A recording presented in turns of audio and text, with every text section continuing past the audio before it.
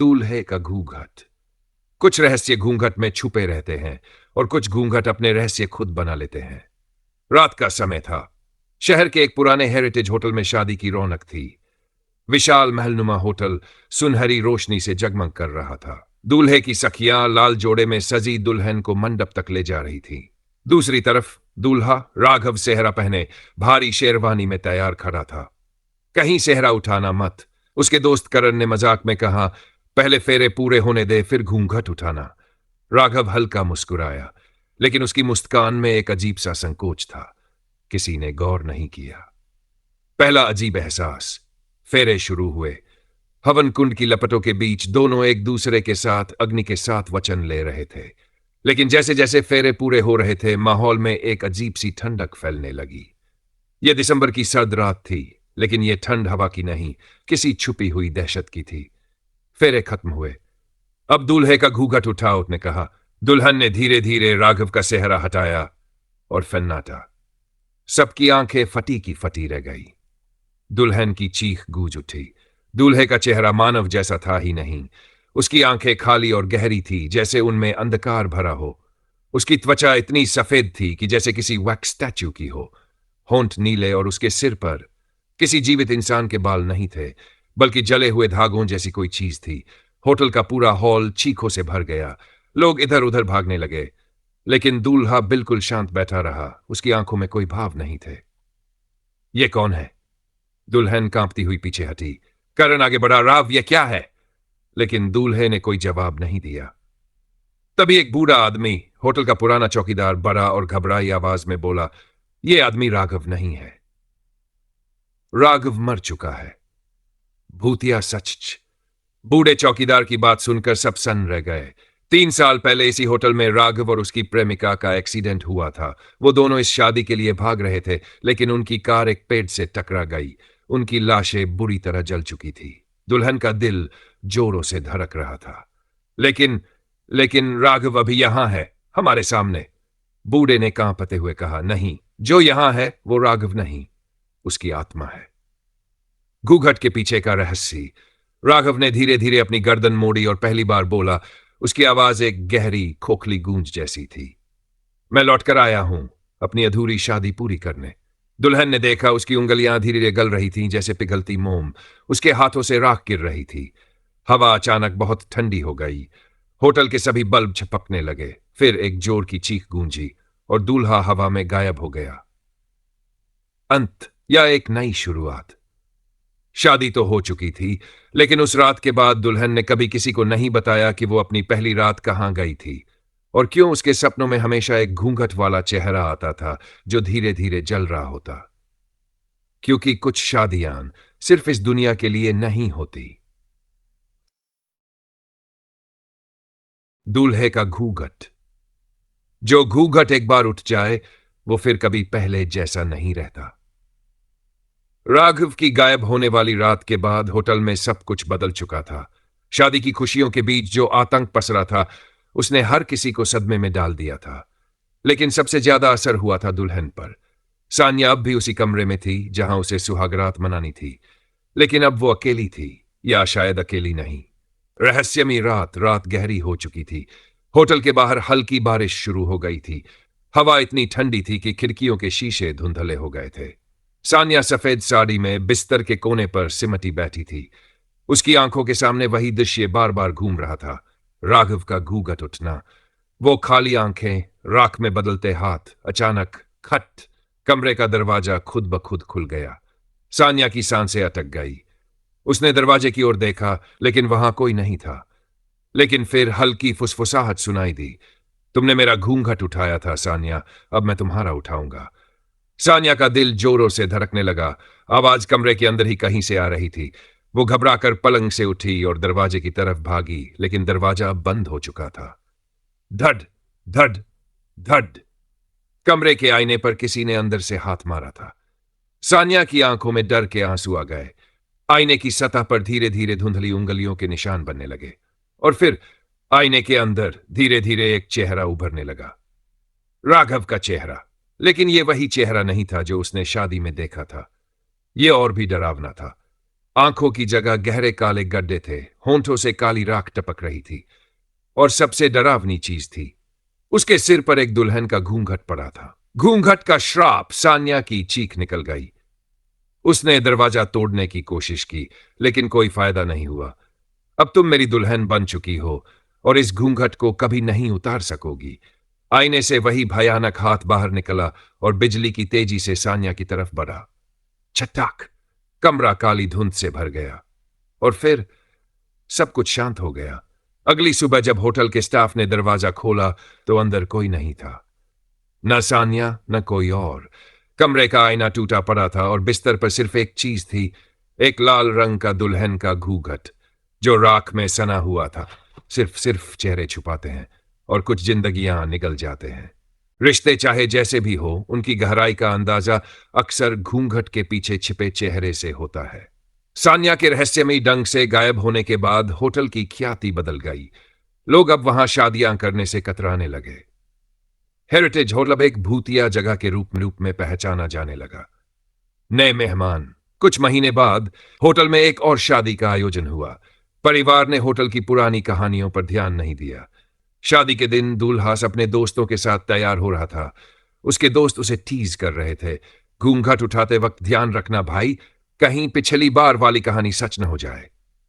समीर हंसा, लेकिन उसके चेहरे पर चिंता की लकीरें साफ दिख रही थी। संगीत की रात, शाम का समय था। संगीत और नाच गाने के बीच एक अजीब सर्द हवा बहने लगी। समीर को बार बार ऐसा लग रहा था कि कोई उसे घूर रहा है। होटल के पुराने चौकीदार ने समीर को रोका और फुसफुसाते हुए कहा, बेटा, उस कमरे में मत जाना जहां सान्या गायब हुई थी। क्यों? वहां अब भी घूंघट पड़ा है। भूल।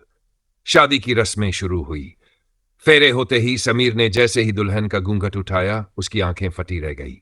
घूंघट के नीचे वही चेहरा था, राख से सना, जलते हुए घावों के निशान और गहरी काली आंखें। लेकिन यह चेहरा सान्या का नहीं था, यह चेहरा राघव का था। दुल्हन या दूल्हा, तुमने मेरा घूंघट उठाया था, अब तुम्हारी बारी है। समीर ने डर के मारे घूंघट को वापस नीचे कर दिया, लेकिन जितनी बार वह घूंघट हटाता, हर बार चेहरा बदल जाता। कभी सान्या, कभी राघव। होटल के मेहमान घबरा गए। समीर और दुल्हन को कमरे में बंद कर दिया गया। बाहर से दरवाजा जोर जोर से धड़कने लगा। कमरे में अजीब घटनाएं होने लगीं। आईना खुद ब खुद टूट गया। कमरे में लगे दिए बुझने लगे। समीर ने देखा कि दुल्हन का लाल जोड़ा अब सफेद हो चुका था, जैसे किसी ने उस पर राख डाल दी हो। तुम यहां से नहीं जा सकते, एक भारी आवाज गूंजी। समीर ने देखा कि राघव और सान्या की आत्माएं उसके चारों ओर घूम रही थी। उनके चेहरे पर एक अजीब सुकून और गुस्सा था। तुमने इस श्रापित घूंघट को उठाया है, अब इसे उतारने का समय आ गया है। घूंघट का अंत। समीर ने कांपते हुए घूंघट को वापस दुल्हन के चेहरे पर डाल दिया। लेकिन यह क्या? घूंघट डालते ही दुल्हन का शरीर राख में बदलने लगा। उसके चीखने की आवाजें पूरे होटल में गूंज उठीं। जब दरवाजा खोला गया तो समीर जमीन पर बेहोश पड़ा था और उसके पास वही घूंघट पड़ा था, अब और भी गहरा लाल, जैसे खून से सना हो। समीर उस घटना के बाद कभी ठीक नहीं हो पाया। होटल को बंद कर दिया गया, लेकिन कहते हैं कि उस होटल के बंद दरवाजों के पीछे आज भी राघव और सान्या की आत्माएं भटकती हैं। कुछ घूंघट कभी उठने के लिए नहीं होते, और जो उन्हें उठाते हैं वो अपनी किस्मत खुद लिखते हैं, बस इंतजार करती है फिर से दोहराए जाने के लिए। होटल बंद हो चुका था, लेकिन उसकी कहानियां अब भी जिंदा थी। कोई वहां जाने की हिम्मत नहीं करता था, लेकिन अर्बन एक्सप्लोरर्स और भूतों में दिलचस्पी रखने वाले लोग अब उस जगह को हॉन्टेड लोकेशन मानकर छुप छुप कर वहां जाने लगे थे। रात के मेहमान। एक रात 3 दोस्त रवि, विशाल और मेघा होटल के अंदर दाखिल हुए। उनके पास नाइट विजन कैमरास और ईएमएफ डिटेक्टर्स थे। क्या सच में यहां आत्माएं हैं? विशाल ने कैमरा ऑन करते हुए कहा। अगर नहीं है तो हम इसे साबित कर देंगे। लेकिन रवि चुप था। उसने होटल के अंदर कदम रखते ही कुछ अजीब महसूस किया था, भूतिया हलचल। जैसे ही वे होटल के उस कमरे में पहुंचे जहां सान्या गायब हुई थी, दरवाजा अपने आप खुल गया। कमरे के अंदर वही राख में सना हुआ लाल घूंघट अब भी रखा था। Guys, let's get out of here, Ravi ने डरते हुए कहा। अरे डरो मत, सिर्फ एक कपड़ा है। विशाल ने घूंघट उठाकर अपने चेहरे पर डाल लिया। गलती, घूंघट डालते ही विशाल की आंखें सफेद हो गई, उसकी सांसें तेज हो गई और उसका शरीर कांपने लगा। अब घूंघट मेरा है। उसकी आवाज बदल गई थी। वो अब विशाल की आवाज नहीं थी, वो राघव की थी। श्रापित आत्माएं। रवि और मेघा चीखते हुए पीछे हटे। विशाल का शरीर धीरे धीरे राख में बदल रहा था। उसकी आंखों में अब कोई जान नहीं थी। तुमने इसे छू लिया, अब तुम इसे कभी नहीं उतार सकते। कमरे में एक और आवाज गूंजी। रवि और मेघा ने देखा, आईने में सान्या खड़ी थी। उसके बाल हवा में उड़ रहे थे और उसकी आंखों से काले आंसू गिर रहे थे। घूंघट का श्राप तुम सब पर है, अब कोई भी बच नहीं सकता। भागने की कोशिश। रवि और मेघा ने कमरे से बाहर भागने की कोशिश की, लेकिन होटल के दरवाजे खुद खुद बंद हो गए। विशाल अब पूरी तरह से राख में बदल चुका था, लेकिन घूंघट अब जमीन पर पड़ा हुआ नहीं था। वो हवा में तैर रहा था।